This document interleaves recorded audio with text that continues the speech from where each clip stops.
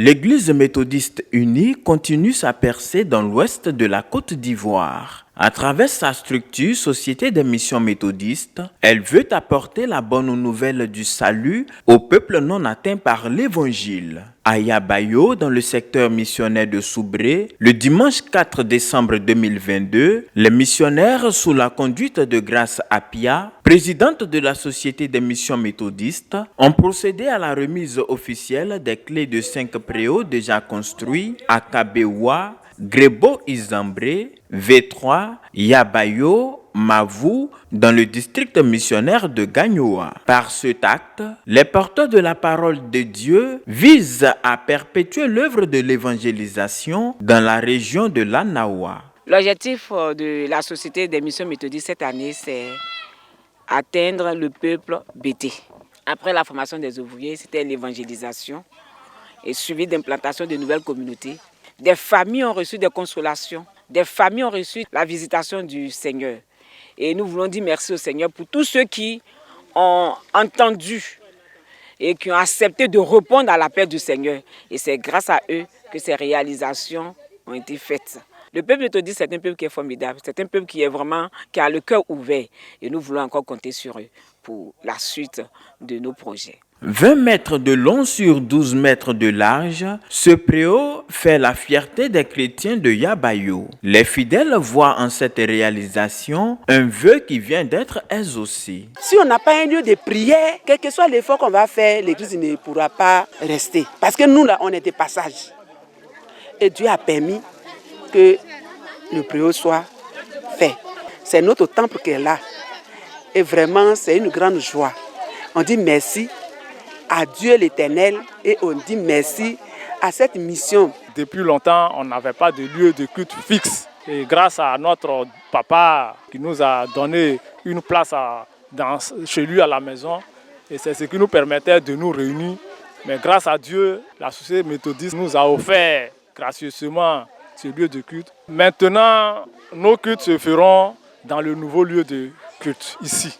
Le représentant du bishop, révérend pasteur Jérôme Denis, surintendant délégué du district de Gagnoa, a pour sa part salué cette action et invité les chrétiens de Yabayo village à s'approprier ce lieu de culte. Notre joie est très grande d'avoir reçu à Yabayo un préau, mais d'avoir reçu dans tout le district au moins 5 préaux aujourd'hui. Nous voyons en ce geste un appel à l'œuvre d'évangélisation et faire en sorte que l'évangile s'étende de plus en plus dans le pays BT. Pour nous, ce sont des églises qui sont là et nous souhaitons que d'autres bonnes volontés puissent accompagner la Société des missions méthodistes pour que nous ayons encore plus de lieux de culte parce que nous avons encore une vingtaine de villages qui n'ont pas encore de lieux de culte. Après Gagnoa, les missionnaires projettent dès l'entame de l'année 2023 investir le district missionnaire de Mans pour évangéliser les autochtones Oué et Dan de cette région. Cela est possible grâce à l'appui de chaque chrétien méthodiste.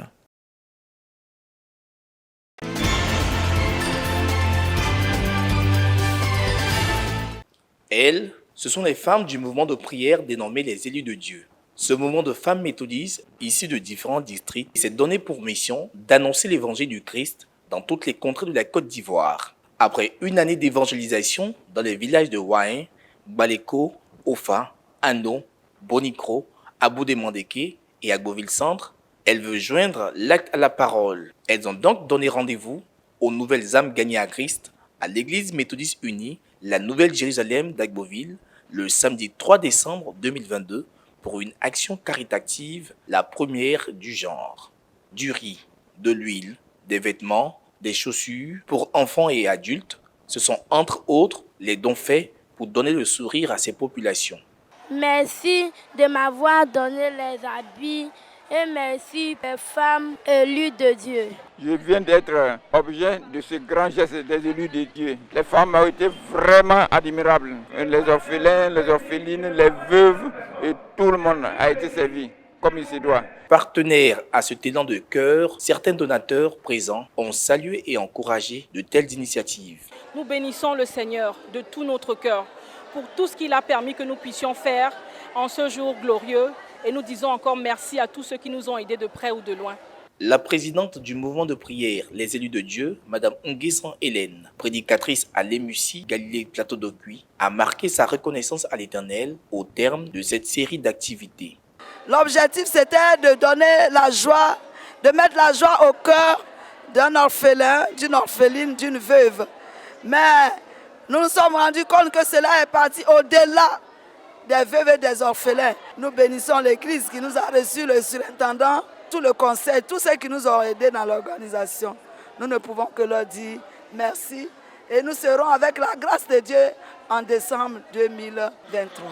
Cette action de solidarité a été précédée d'une veillée de prière le vendredi 2 décembre 2022. Notons que le mouvement de prière Les Élus de Dieu existe depuis 2018.